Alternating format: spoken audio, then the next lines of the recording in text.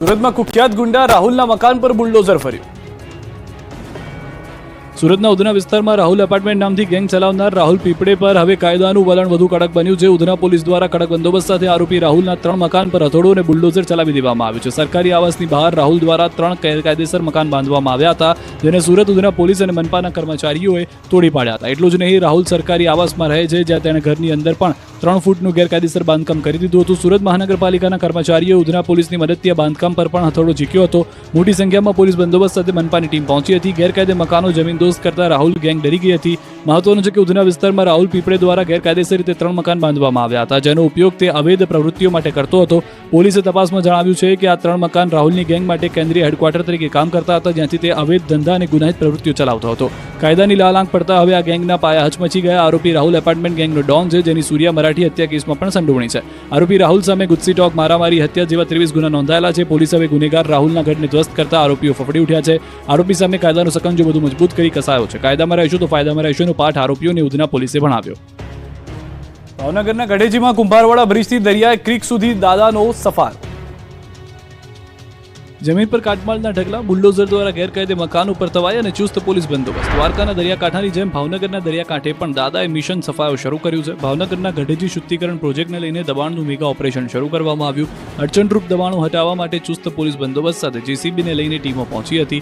કુંભારવાડા બ્રિજથી દરિયાઈ ક્રીક સુધી mega demolition કરાયું. અડચણરૂપ 811 જેટલા આવાસોને તોડી પાડવાની કામગીરી શરૂ કરાતા આ વિસ્તારમાં દબાણકર્તાઓ ફફડી ગયા, કેમ કે મકાન માલિકોને 2 વખત નોટિસ આપી હતી, છતાં કોઈ કાર્યવાહી ન કરવામાં આવતા અંતે તંત્રનું બુલડોઝર ચાલ્યું હતું. અત્યાર સુધીમાં 185 બાંધકામ પર બુલડોઝર ફેરવાયું. ગઢેચીના બંને કાંઠે 850 મીટર જગ્યા ખુલ્લી કરાઈ.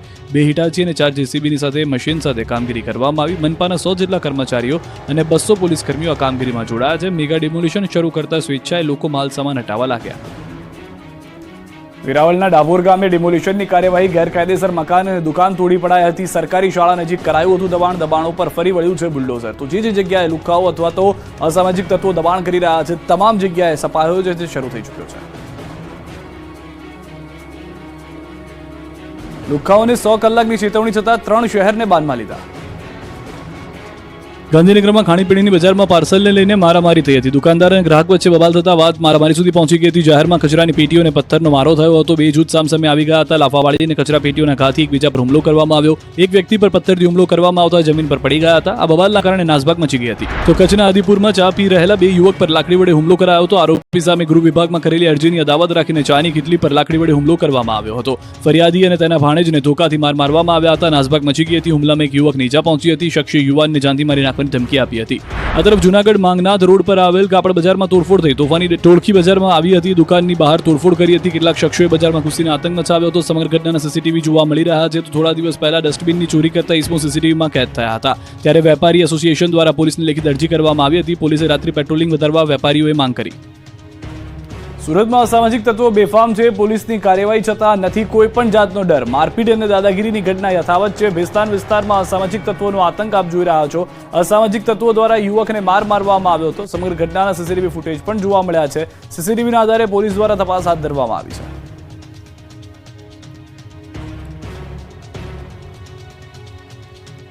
અમદાવાદના વસ્ત્રાલમાં આતંક મચાવનાર વધુ 2 આરોપી પકડાયા, જેમાં તમામને જેલ હવાલે કરાયા. અમદાવાદમાં હોળીના દિવસે બેફામ બનેલા 14 શખ્સોએ વસ્ત્રાલ વિસ્તારને બાનમાં લીધું હતું. દુકાનો, વાહનોમાં તોડફોડ કરી હતી. જે મળે તે બધાને રીતસરના માર્યા હતા. જે મામલે પોલીસે 14ની ધરપકડ કરી હતી અને 4 દિવસના રિમાન્ડ મેળવ્યા હતા. આરોપીઓના આજે રિમાન્ડ પૂર્ણ થતા ચુસ્ત પોલીસ બંદોબસ્ત વચ્ચે મેટ્રો કોર્ટમાં રજૂ કરાયા. તમામ આરોપીઓને કોર્ટની અંદર લઈ જવામાં આવ્યા. 13 આરોપીઓને જ્યુડિશિયલ કસ્ટડીમાં મોકલાયા. બીજી તરફ આતંક મચાવનાર વધુ 2 આરોપી ઝડપાયા. અત્યાર સુધીમાં એક સગીર સહિત 16 આરોપી સકંજામાં આવી ગયા. રવિ તિવારી અને હેમંત ઉર્ફે હેમુ ભાવસારની ધરપકડ કરવામાં આવી. પકડાયેલ બંને આરોપી પૈકી હેમંત ભાવસાર ગેંગના વોન્ટેડ આરોપી પંકજ ભાવસારનો સંબંધી ભાઈ થાય છે. ફરાર આરોપી પંકજ ફોન કરીને હેમંતને બોલાવ્યો હતો. જગ્યા પર આરોપી રવિ તિવારી લાકડી લઈને આવ્યો હતો. આતંક મચાવનાર ગેંગનો મુખ્ય આરોપી પંકજ ભાવસાર હજી વોન્ટેડ છે. પંકજ ભાવસાર અને સંગ્રામસિંહ શિકરવાર વચ્ચે વર્ચસ્વની લડાઈ ચાલતી હોવાનું સામે આવ્યું છે. પકડાયેલ આરોપીની પૂછપરછ કરતા હોળીના દિવસે પંકજે બધાને ફોન કરીને બોલાવ્યા હતા. સંગ્રામ સાથે ફોનમાં માથાકૂટ થઈ હોવાની વાતચીત પંકજે તેના સાગરીતોને કરી હતી. અત્યાર સુધીમાં કુલ 16 આરોપી ધરપકડ થઈ ચૂકી છે, જેમાં પકડાયેલ આરોપી પૈકી 7 આરોપી પર હજી સુધી એક પણ ફરિયાદ દાખલ થઈ નથી. 3 આરોપી સામે દારૂ, જુગારની ફરિયાદો અને અન્ય 3 શરીર સંબંધી ગુના નોંધાયેલા છે. ગેંગનો ફરાર મુખ્ય આરોપી પંકજને પકડવા માટે ક્રાઇમ બ્રાન્ચ, એલસીબી ઝોન 5 અને સ્થાનિક પોલીસ ટીમ શોધખોળ કરી રહી છે. ફરાર મુખ્ય આરોપી પંકજ વિરુદ્ધ 8 ગુના અને 2 વખત પાસા થઈ ચૂક્યા છે. વડોદરામાં રોડ વચ્ચે ખુરશી નાખી બેસવું નબીરાઓને ભારે પડ્યું, 10 નબીરાઓએ માંગવી પડી માફી. પહેલા રોડ પર રોલા પાડ્યા પછી પોલીસ સ્ટેશનમાં બનવું પડ્યું મરકા. ટપોરી ગેંગના દ્રશ્યો છે વડોદરાના. શહેરમાં પોલીસનો જાણે કોઈ ખૌફ રહ્યો ન હોય તેવું જણાય છે. 100 કલાકની ચેતવણી છતાં લોકો વધુ ચાકટા બની રહ્યા છે. વડોદરાના દાંડિયા બજાર, અકોટા, સોલાર રૂફટોપ બ્રિજ નીચે ખુરશીઓ ઉપર બેસી જન્મદિવસની ઉજવણી કરવામાં આવી. 10 જેટલા ચાકટા બનેલા યુવાનોનો સરકાર ગ્રુપ લખેલો વિડીયો સોશિયલ મીડિયામાં વાયરલ થયો. દ્રશ્યોમાં જોઈ શકાય છે કે નબીરાઓ બર્થડે ઉજવણી માટે પ્લાસ્ટિકની ખુરશીઓમાં બેઠેલા છે. કોણ અમને ડરાવે એવું એક સોંગ ચાલી રહ્યું છે. રાવપુરા પોલીસે વાયરલ વિડીયોના આધારે લુખ્ખાઓને પકડી લીધા. પોલીસ સ્ટેશન લઈ જતા સરકાર ગ્રુપનું સુરસુર્યું થઈ ગયું. પોલીસે એવા કાયદાનો પાઠ ભણાવ્યો કે ટપોરીઓને તેના સરદારે કાન પકડી माफी मांगी. मैंने ककोटा ब्रिज पर कुर्सी पे बैठ के वीडियो बनाई थी, इंस्टाग्राम पर अपलोड कर लिया. ऐसी भूल मेरे से नहीं होगा. અમદાવાદમાં થાર ચાલકે મચાવ્યો આતંક. થાર ચડાવી પોલીસને મારી નાખવાનો પ્રયાસ.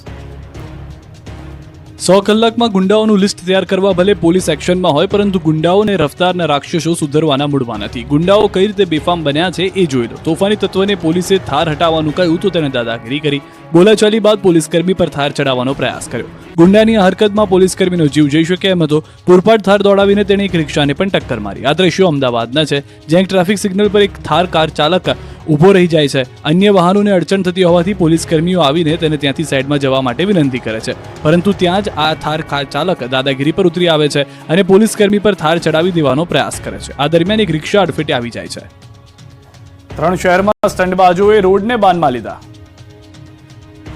3 વ્હીલવાળી રિક્ષાને 2 જ વ્હીલ પર ચલાવી રોડ પર રિક્ષા ચાલકે રોલા પાડ્યા. ખતરનાક સ્ટંટબાજીના દ્રશ્યો છે અમદાવાદના. અહીં રોડ પર જતા રિક્ષા ચાલકને એવું સુરાતન ચડ્યું કે કેબ ચાલુ રિક્ષાએ સ્ટંટબાજી કરવા લાગ્યો. સોશિયલ મીડિયામાં પ્રસિદ્ધિ માટે રીલ્સ બનાવવા માટે રોડ પર વગર ડ્રાઈવરે રિક્ષા ચલાવી. રિક્ષાને આગળના વ્હીલ અને પાછળના ડાબી સાઈડના વ્હીલ પર આડી કરી ચલાવી રોડને બાનમાં લીધો, જે કારણે રોડ પર જતા અન્ય વાહન ચાલકોના જીવ તાળવે ચોંટી ગયા.